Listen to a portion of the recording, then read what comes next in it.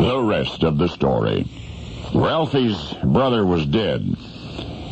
He had been retired in Miami Beach for some years. The family knew he was ill, but it still surprises you when it happens. So Ralphie was surprised and saddened to learn of his brother's demise.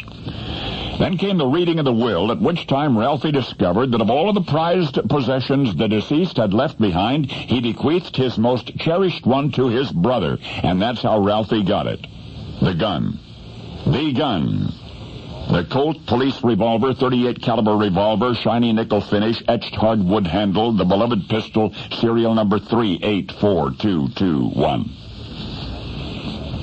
To the incredulous who remarked about it, Ralphie explained that gun had been like a friend to his brother, in many ways his best friend, in many ways his most meaningful legacy.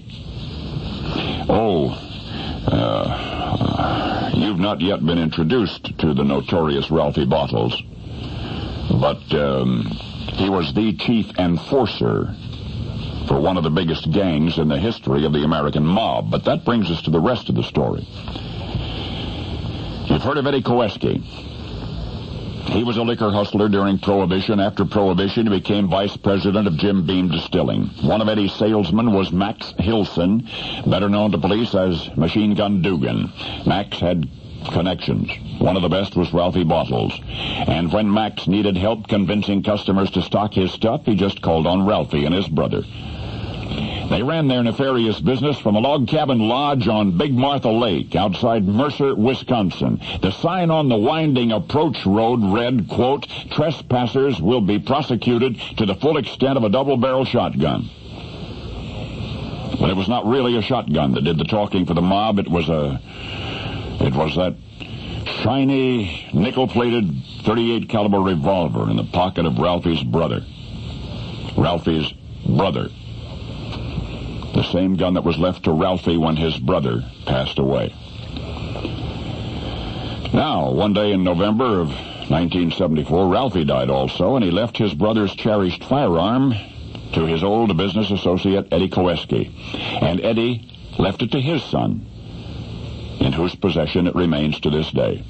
So what I'm saying is that there is no question, there's no doubt as to where the gun came from. Handwritten, signed, notarized documents confirm it. Which ought to mean that nickel-plated revolver, Ralphie's brother's best friend, was worth most of $1 million. For Ralphie Bottles' real name was Ralph Capone, and the original owner of that gun was his brother Al Capone. Only now you know.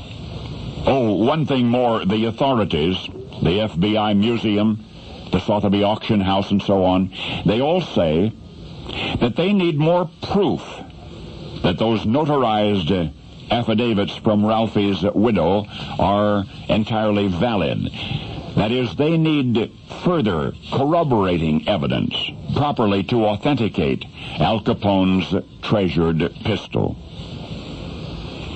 Anyway, what all of that means is that the firearm, which I have examined, which should be worth most of $1 million, instead, based on its make and its vintage, instead is worth about $20. All right, $25. Paul Harvey.